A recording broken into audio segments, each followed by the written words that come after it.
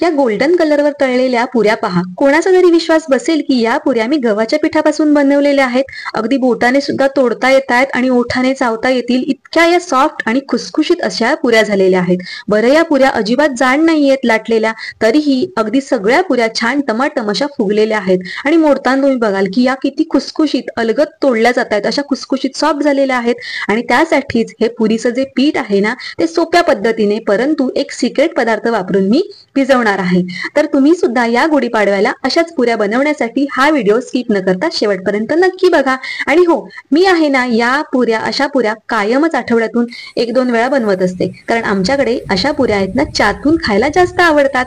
तुम्हाला कोणत्या प्रकारे या पुऱ्या खायला आवडतात मला कमेंटमध्ये नक्की सांगा. कोणताही सण समारंभ असू दे किंवा नैवेद्याचं ताट असू दे, ते भरलेलं ताट दिसतं तेव्हा जेव्हा त्यामध्ये टम्म अशा फुगलेल्या पुऱ्या असतात. आणि आज आपण त्याच टम्म फुगलेल्या पुऱ्यांची रेसिपी करणार आहोत. मग चला पटकन रेसिपीला सुरुवात करूया. पुरीचे पीठ भिजवण्यासाठी मी माझ्याकडील मेजरमेंट कपाने घट्ट दाबून असं गहूचं पीठ घेतलेलं आहे. गहूचं पीठ घेताना गहू चांगल्या कंपनीचा, घरघंटीवर दळलेला आणि मैद्याच्या चाळणीने चाळलेलं असं गहूचं पीठ घ्यायचं आहे. आता सेम कपाने मी अर्धा कप मैदा घेतलेला आहे.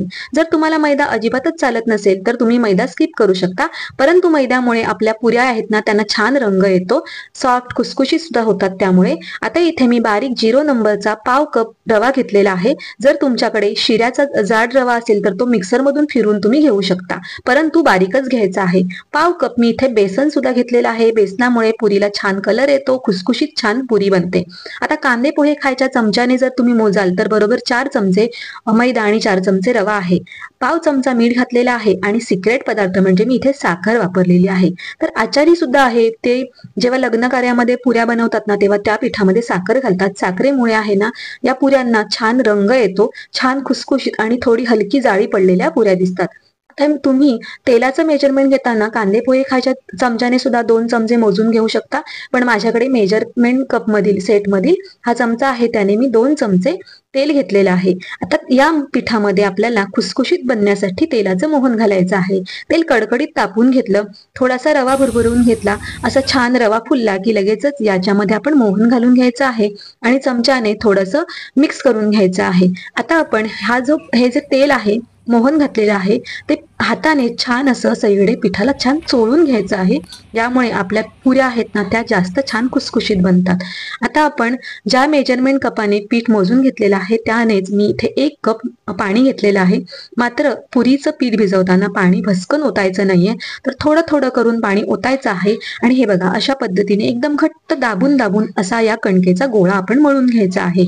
तर साधारण 2 कप गहू, अर्धा कप मैदा आणि रवा बेसन मिळून 3 कप झालेला आहे. तर इथे मी साधारण 1 कप आणि वरती फक्त 2 टेबलस्पून इतकंच पाणी वापरलेलं आहे. हे बघा मी इतकंच पाणी एक्स्ट्राचं घेतलेलं होतं, तर 2 चमचेच आहे हे पाणी. इतक्या पाण्यातच हे पुरीचं घट्ट असा गोळा मळून घेतलेला आहे.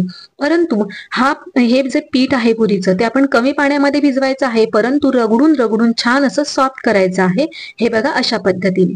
तर मी इथे मेजरमेंट कप घेतलेला आहे, याऐवजी तुम्ही ग्लास, पेला, वाटी याने सुद्धा मोजून घेऊ शकता.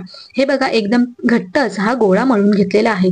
आता हा गोळा आहे ना तो आपल्याला साधारण अर्धा तास बाजूला ठेवून द्यायचा आहे झाकून, जोपर्यंत की यामध्ये जी साखर ही जी दिसते ना ती पूर्ण विरघळली गेली पाहिजे तिथपर्यंत तरी आपल्याला हे पीठ झाकून ठेवायचं आहे, ज्यामुळे आपल्या या पुऱ्या आहेत ना त्या छान खुसखुशीत आणि फुलतात सुद्धा छान. तर बरोबर अर्धा तास झालेला आहे आणि अर्ध्या तासाने मी आता हे पुन्हा पीठ, हे कणिक छान मळून घेणार आहे.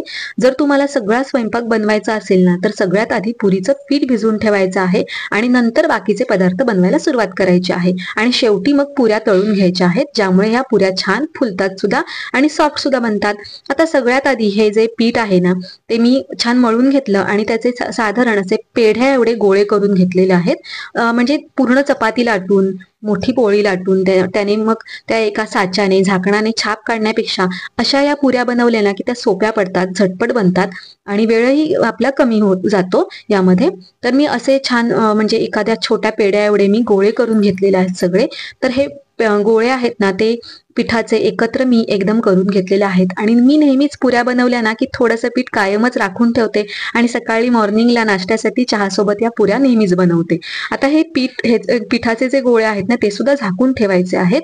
आणि हे बघा, मी तुम्हाला सांगितल्याप्रमाणेच आमच्याकडे ना चहातून पुरी जास्त खायला आवडते. म्हणजे अगदी वेळेला 7-8 पुऱ्या सहज आरामात खाल्ल्या जातात आणि अशा एकीकडे गरम गरम काढून द्यायच्या आणि त्यात खायला द्यायच्या. आता या पुऱ्यांना आपण पीठ अजिबात लावणार नाही आहोत, तर या पुऱ्या आहेत ना त्या आपण तेलावरतीच लाटून घेतोय. तर मी लाटणीला आणि पोळीपाटाला थोडंसं तेल लावून घेतलं. पण लक्षात घ्या की आपण इथे जास्त तेल नाही लावत. म्हणजे एकदा तेल लावलं ना की साधारण 10 ते 12 पुऱ्या आरामात लाटल्या जातात आणि मग त्यानंतर आवश्यकता वाटली तर तुम्ही पोळीपाटाला पुन्हा तेल लावू शकता. तर तुम्ही म्हणाल की इथे जास्त मी तेलाचा वापर केलेला आहे, तर अजिबात नाही. मी एकदाच हे तेल लावलेलं आहे लाटणीला आणि पोळीपाटाला आणि पुन्हा लावलेलंच नाही अजिबातच, सगळ्याच पुऱ्या लाटून होईपर्यंत. तर आता ही पुरी बघाल ना तुम्ही की अशी पटापट अशी गोल लाटता येते आणि एकदम पातळ अशी ही पुरी मी लाटलेली आहे. तर तुम्ही जर एकट्या असाल ना तर साधारण 5-6 पुऱ्या अशा लाटून घ्यायच्या आहेत, बाजूला ठेवायच्या आणि मग त्या तळून घ्यायच्या आहेत. तर मी सुद्धा आणखीन एक तुम्हाला पुरी लाटून दाखवते. हे बघा, मी अजिबात पीठ वापरलेलं नाहीये. पण तुम्हाला खरं सांगायचं तर जर तुमची खूपच घाई असेल, खूप जास्त प्रमाणात तुम्हाला पुऱ्या लाटायच्या असतील ना तर थोडं थोडं चिमटीने पीठ घेऊन तुम्ही पुरीला किंवा पोळीपाटाला लावून पुऱ्या लाटू शकता. त्याने जास्त पुऱ्या या कडकडीत अजिबात होत नाहीत, कारण आपण पीठच तसं भिजवलेलं आहे पुरीचं. त्यामुळे या पुऱ्या छान खुसखुशीतच बनतात. आता तेल छान तापलेलं आहे. साधारण तेल आहे ना आधी चांगलं कडकडीत तापून घ्यायचं आणि गॅसची फ्लेम लोही ठेवायची नाही आणि हायही ठेवायची नाहीये. तर थोडं मीडियम गॅसवरतीच आपल्याला या पुऱ्या तळून घ्यायच्या आहेत. कारण जर हाय फ्लेमवरती पुऱ्या तळल्या तर त्या लगेच बाहेरून करपल्यासारख्या दिसतात आणि आतून कच्च्या राहतात. आणि लो फ्लेमवरती जर पुऱ्या तळल्या ना तर त्या तेलही जास्त शोषून घेतात आणि कच्च्या सुद्धा राहतात आणि तळलेल्या सुद्धा छान दिसत नाहीत. जर तुम्हाला पुरी कमी तेलकट व्हायला हवी असेल ना तर यामध्ये आहे ना, माझी आई तरी फॉर्च्यूनचं सनफ्लॉवर तेल वापरते. त्यामुळे आहे ना पुऱ्या कमी तेलकट राहतात, कमी तेलकट दिसतात, म्हणजे तेल कमी घेतात. आणि मुख्य म्हणजे आपण पुरी भिजवतानाच पिठामध्ये पाणी कमी वापरायचं आहे. त्यामुळे आहे ना पुऱ्या तेलकट कमी होतात. तर तुम्ही जर एकट्या असाल ना तर मी सांगितलेली ट्रिक नक्की वापरा. पुरीचं पीठ भिजवा, गोळे करून घ्या, 4-5 पुऱ्या लाटा आणि तळून घ्या, 4-5 पुऱ्या लाटा आणि तळून घ्या. त्यामुळे आहे ना कामं पटापट होतात आणि पुऱ्या बनवल्या किंवा जेवणामध्ये वेगवेगळे पदार्थ जरी बनवले ना तरी आपल्याला त्रास होत नाही.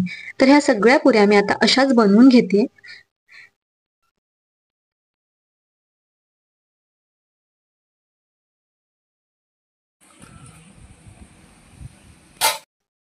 तर पुऱ्या तळताना तुम्ही तुमच्या आवडीप्रमाणे आवडत्या कलरवरती पुऱ्या तळून घेऊ शकता. मला तरी ब्राऊन कलरवरती तळलेल्या पुऱ्या फार आवडतात, परंतु मी इथे व्हिडिओसाठी गोल्डन कलरवरतीच या पुऱ्या तळून घेतलेल्या आहेत.